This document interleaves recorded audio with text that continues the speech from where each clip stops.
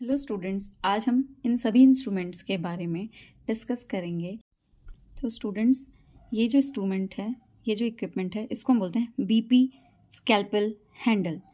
Hair BP denotes Bart Parker. Bart Parker उन scientist का नाम है जिन्होंने इसको डिस्कवर करा था। ठीक है, अब इसको बार्ट पार्कर स्कैल्पेल हैंडल से तो आपको समझ में आ गया होगा कि ये स्कैल्पेल को होल्ड करने के लिए यूज़ आता है। अब स्कैल्पेल मतलब जो ब्लेड्स होती है अलग अलग, ठीक है, अलग अलग साइजेस की, तो उनके लिए यूज़ करते हैं। देखिए यहाँ पर ध्यान दीजिए, इसमें यहाँ पर क्या है, ये जो एरिया है यहाँ पर हम क्या करते हैं, जो भी स्कैल्पेल होती है उसको होल्ड करने के लिए यूज़ आता है। ठीक है, तो बेसिकली डाइसेक्शन या स्कैल्पेल होल्डिंग में यूज़ आता है। अब यहाँ पर अगर आप देखेंगे, अगर आप नंबर देखें तो इसमें आपको 4 नंबर देखने को मिल रहा होगा। 4 नंबर इसलिए अलग अलग साइजेस का होता है ये। ठीक है, ये अलग अलग साइजेस में आता है 3, 4, 5, 7, और जिसकी फिर ये जो अलग अलग साइजेस हैं इनके बेसिस पे डिपेंड करता है इनमें कौन सी वाली नंबर के हम स्कैल्पेल या ब्लेड यूज़ करेंगे। ठीक है, डाइसेक्शन के लिए। ये हो गया हमारा पीपी हैंडल के बारे में। So here the next instrument is tooth thumb forceps. अब इसका नाम टूथ थंब फॉर्सेप क्यों है? क्योंकि अगर आप यहाँ पर देखें, देखिए दोनों साइड इसके आपको टूथ देखने को मिल रहे हैं। यहाँ पर भी इसके देखिए ये, और इस साइड पे ये, तो इसलिए हमने इसका नाम रखा है टूथ थंब फॉर्सेप। जो टूथ थंब फॉर्सेप है ये हमारे यूज़ आती है, जो भी हमें अगर मान लो कोई से भी टिश्यूज़ हैं सर्जरी के दौरान, है ना, या जो भी हमारे टिश्यूज़ है उनको होल्ड करने के लिए, ग्रैस्प करने के लिए, या मान लो कोई सूचर सप्लाई कर रहा होगा तो उन सूचर्स को होल्ड करने के लिए भी ये यूज़ आता है। तो ये चीज़ आप याद रखिएगा। बाकी इसमें क्या याद रखना है, एक साइड में आप देखिएगा तो इसमें सिंगल टूथ है, जबकि अगर आप दूसरी साइड देखेंगे इसमें डबल टूथ है। ठीक है, तो ये भी चीज़ याद रखना। जब इसको क्लैंप करेंगे तो ये ऐसा देखने को मिलेगा, पूरा क्लोज हो जाता है। यहाँ पर इसको हम टूथ थंब फॉर्सेप क्यों बोलते हैं? क्योंकि हम थंब और इंडेक्स फिंगर की हेल्प से इसे होल्ड करते हैं।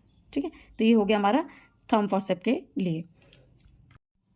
This instrument is plain tooth forcep. इसको हमने प्लेन टूथ फॉर्सेप इसलिए बोला है क्योंकि अगर आप इसमें देखें, इसमें कोई भी आपको टूथ नहीं देखने को मिलेंगी। ये प्लेन है तो हमने इसको क्या बोला है, प्लेन टूथ फॉर्सेप। ये भी सेम वही चीज़ों को यूज़ करने के, उसी चीज़ के लिए इंडिकेशन रहता है इसका भी, लेकिन बस ये चीज़ याद रखनी, ये डेलिकेट स्ट्रक्चर्स होते हैं उनको होल्ड करने के लिए यूज़ होता है, जैसे कि peritoneum, blood vessels, nerves and muscles. तो उनके लिए हम प्लेन वाली यूज़ करते हैं, जबकि अगर जो हमारे डेलिकेट टिश्यू ना हो, जैसे कि फर्म टिश्यूज़ हो, उनके लिए हम यूज़ करते हैं tooth thumb forceps. So here the next instrument is lakhs tongue depressor. इसका नाम लैक्स टंग डिप्रेसर है, तो ऐसे याद रख लीजिएगा। ये एल शेप का होता है, और एल शेप में अब इसके हम देखें, अगर ये जो ब्लेड्स हैं दोनों, इन ब्लेड्स में अगर आप देखोगे तो एक ब्लेड आपको कर्व्ड देखने को मिलेगी, जबकि दूसरी ब्लेड कैसे देखने को मिल रही है, बिल्कुल फ्लैट देखने को मिल रही है। ठीक है, तो नाम से ही आपको समझ में आ गया होगा कि टंग डिप्रेसर का क्या काम होगा। जो भी टंग होती है उसको डिप्रेस करने के लिए बेसिकली यूज़ आता है।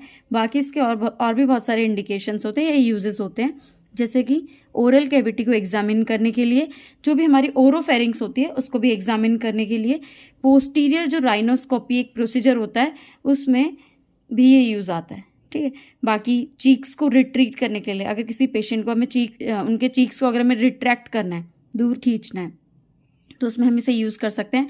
बाकी तो आपको पता ही होगा कि गैग रिफ्लेक्स में भी हम इसको यूज़ करते हैं। ये वाला जो साइड है, जो कर्व्ड एंड होता है, इसको हम अपने हाथों में होल्ड करते हैं जो भी पर्सन एग्जामिन करने जा रहा है। बाकी जो भी पर्सन के माउथ के अंदर जिस पार्ट को इंसर्ट करते हैं वो ये वाला फ्लैट पार्ट होता है। इस कर्व्ड वाले को इंसर्ट कभी भी अंदर नहीं करना है। Flat and, this is flat and and this is curved and. Flat and को हमेशा याद रखना है कि पूरे फ्लैट एंड को हमेशा पेशेंट के टंग के अंदर कभी नहीं डालना होता है। इसको क्या करना होता है, इसका जो 2/3 पार्ट होता है उसको तो हम क्या करते हैं, पेशेंट के माउथ के अंदर प्लेस करते हैं, एंटीरियर 2/3 ऑफ टंग में, जबकि जो इसका पोस्टीरियर पार्ट होता है जो भी बचता है वो हम क्या करते हैं, वो हमेशा बाहर होना चाहिए। ठीक है, और इस पर हमें हमेशा कभी भी हमारा हाथ टच नहीं होना चाहिए, ऐसे नहीं होना चाहिए। आपका हाथ कहाँ होना चाहिए, इस वाले पोर्शन पे होना चाहिए, इधर। बाकी जो टंग का एंटीरियर 2/3 पार्ट है वो ये पोर्शन कवर करेगा। बाकी हम इसको कोल्ड स्पेचुला टेस्ट होता है उसमें भी यूज़ कर सकते हैं, एज अ टंग डिप्रेसर की तरह यूज़ कर सकते हैं। एल शेप है, ये आपको याद रखना है। अब जो इंस्ट्रूमेंट है इसको हम बोलेंगे एलिस टिश्यू फॉर्सेप। इसको हम क्या बोलेंगे, Allis tissue forcep. Allis tissue forcep से पहले मैं आपको बता दूँ, जो भी हमारी फॉर्सेप्स होती है उनके बेसिक मैं आपको पार्ट्स बताती हूँ। तो यहाँ से शुरू करते हैं। इसको हम बोलते हैं फिंगर बोज। फिंगर बोज बोल सकते हैं या रिंग्स बोल सकते हैं, क्योंकि हम इसमें फिंगर इंसर्ट करते हैं अपनी।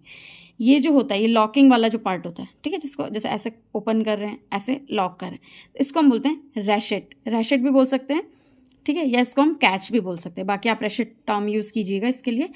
ये है हमारे हैंडल्स, इनको हम बोलेंगे हैंडल्स।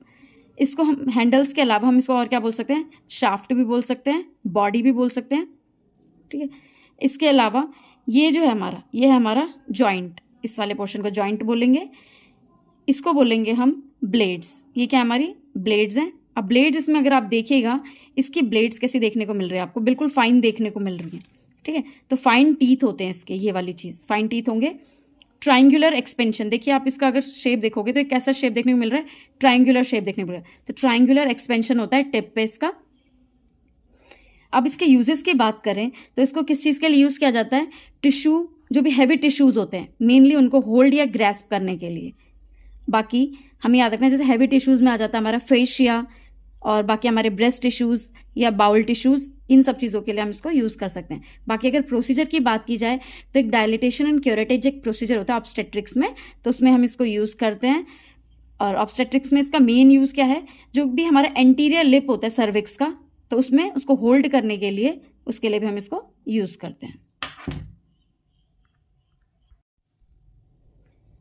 ये जो इंस्ट्रूमेंट है इसका नाम है कॉचर्स फॉर्सेप। आप कॉकर बोल लो या कॉचर्स फॉर्सेप बोल लो, तो इसका नाम यही है, ठीक है। इसमें भी सेम वही चीज़ें हैं, रैशेट होगा हमारा, इसको हम कैच भी बोल सकते हैं, ये फिंगर बोज होगा या रिंग्स बोलेंगे इसको। बाकी ये हमारे क्या हैं, ये ब्लेड्स हैं। इस ब्लेड में अगर आप देखोगे एक अलग चीज़, तो आपको ये लाइन्स देखने को मिलेगी, ट्रांसवर्स लाइन, है ना। तो इस ट्रांसवर्स लाइन को हम बोलते हैं सिरेशन। तो अगर ये कोई पूछेगा ये कॉकर फॉर्सेप कैसी वाली है, तो हम बोलेंगे ये सिरेटेड कॉचर्स फॉर्सेप है। सिरेशंस मतलब जो इसमें ये लाइन्स है, इसको हम सिरेशंस बोलते हैं। इसके अलावा अगर कोई पूछता है कि इसके क्या क्या यूज़ हो सकते हैं, तो इसका यूज़ होता है ब्लीडिंग को कंट्रोल करने के लिए, जो भी हमारे हैवी टिश्यूज़ हैं उनको ग्रैस्प करने के लिए। हिस्टेक्टमी के टाइम पे हम इसे यूज़ कर सकते हैं, हिस्टेक्टमी और सेल्पिंजेक्टमी। बाकी ARM एक प्रोसीजर होता है, आर्टिफिशियल रप्चर ऑफ मेम्ब्रेन, उसमें भी हम इसे यूज़ कर सकते हैं। कोई फीमेल है जिसकी जो भी एमनियोटिक जो भी वो है वो रप्चर नहीं हो रही है, बैग है वो रप्चर नहीं हो रहा, तो हम क्या करते हैं, इसको आर्टिफिशियल रप्चर करने के लिए इसको यूज़ करते हैं। जो भी उसका फ्लूइड का बैग है उसको रप्चर करने के लिए इससे यूज़ करते हैं। जिसकी ये टिप्स हैं, ये ब्लेड्स इस चीज़ के लिए यूज़ आती हैं। बाकी हम इसको अम्बलाइकल कॉर्ड को क्लैम्प करने के लिए भी यूज़ कर सकते हैं न्यूबॉर्न्स में। So here the next instrument is straight dressing scissor. यहाँ पर आप देख रहे होंगे कि जो सीजर है, ड्रेसिंग सीजर, ये कैसी दिख रही है आपको, स्ट्रेट देखने को मिल रही है। ऐसी एक कर्व ड्रेसिंग सीजर भी आती है हमारी, लेकिन अभी जो हमारे पास है ये स्ट्रेट ड्रेसिंग सीजर है। इसमें भी सेम वही चीज़ें पार्ट्स होती है हमारी। बाकी आपको यहाँ पर एक बीच में स्क्रू देखने को मिल रहा होगा, तो ये चीज़ याद रखिएगा, इसको हम बोलते हैं पाइवोट स्क्रू। इसकी दो ब्लेड्स होती हैं, एक तो ब्लंट वाली है, एक हमारी कैसी है, शार्प ब्लेड होती है। तो शार्प वाली जो ब्लेड होती है ये मेनली जो हमारे टिश्यूज़ को या जो भी चीज़ हम कट करने जा रहे हैं, जैसे कि बेसिकली हम इसको यूज़ करते हैं ड्रेसिंग सीजर, मतलब ड्रेसिंग के टाइम पे, जैसे कि बैंडेजिंग के टाइम पे, बैंडेज को अगर हमें कट करना है, ठीक है, तो उस चीज़ के लिए हम इसे यूज़ करते हैं। This is sponge holding forceps. इसका अगर मैं पूरा नाम बोलूँ तो रैम्प्लेज स्पॉन्ज होल्डिंग फॉर्सेप। इस फॉर्सेप में अगर आप देखो तो आपको अंदर क्या देखने को मिल रहे हैं, पैरेलल सिरेशंस देखने को मिल रहे होंगे, ये जो लाइंस है, ठीक है। तो ये जो पैरेलल सिरेशंस है, तो इसकी वजह से हम इसका नाम भी चेंज करेंगे। सिंपली इसको स्पॉन्ज होल्डिंग, अगर कोई पूछ रहा है स्पॉन्ज होल्डिंग फॉर्सेप बोल देंगे, लेकिन इसमें सिरेशंस के होने की वजह से हम इसको बोलेंगे straight serrated sponge holding forceps. Straight है ये बिल्कुल, सिरेशंस है, स्पॉन्ज होल्डिंग है। ऐसी हमारी स्ट्रेट आपको और भी देखने को मिलेंगी, ठीक है, लेकिन उनमें ये सिरेशंस नहीं होंगे, तो उसको हम बोलेंगे straight smooth sponge holding forceps. और सेम ऐसे ही आपको कुछ कर्व्ड फॉर्सेप देखने को मिलेंगी स्पॉन्ज होल्डिंग में, तो उसको हम बोल देंगे straight serrated curve forceps, sorry curved serrated sponge holding forceps and curved smooth sponge holding forceps. तो स्पॉन्ज होल्डिंग फॉर्सेप नाम से समझ में आ रहा होगा, स्पॉन्ज जो भी हम ऑपरेटिव फील्ड को, मान लो सपोज किसी पेशेंट का एब्डोमेन हमें मॉपअप करना है, मॉपिंग करनी है, क्लीनिंग करनी है वहां पर एंटीसेप्टिक सोल्यूशन से, तो स्पॉन्ज इसमें होल्ड करके मैं क्या करूंगी, वहां पर क्लीनिंग करूंगी। ये चीज याद रख लेना। बाकी इसमें ज़्यादा कुछ इसका यूज़ नहीं है। जो भी ऑपरेटिव फील्ड होता है उसको क्लीन करने के लिए, जो भी कैविटीज़ है उसको अगर मुझे स्वैप करना है तो उसके लिए यूज़ कर सकते हो। बाकी गॉल ब्लैडर या सर्विक्स को अगर मुझे होल्ड करना है तो उस चीज़ के लिए भी मैं इसको यूज़ कर सकती हूँ। बेसिकली ऑपरेटिव फील्ड को मॉपिंग करने के लिए या क्लीन करने के लिए ये यूज़ होता है, या स्पंज को होल्ड करने के लिए। This is suture cutting scissor. नाम से ही आपको समझ में आया होगा, जो भी सूचर्स को अगर मुझे कट करना है, किसी पर्सन की अगर स्टिचिंग हो रखी है तो सूचर्स लगे होंगे, तो अगर उसको कट करना है या रिमूव करना है सूचर्स के स्ट्रिंग्स को, तो उस टाइम पे हम सूचर कटिंग सीजर यूज करते हैं। तो आप इसे देख लीजिएगा, ऐसे देखने को मिलती है हमें। This is Taylor model reflex hammer. इसके मैं आपको पार्ट्स बता देती हूँ। इसके पार्ट्स आप ध्यान दीजिएगा क्या क्या होते हैं। तो जो ये पार्ट आपको दिख रहा है ये रबर का बना होता है, ये वाला ट्रायंगुलर वाला।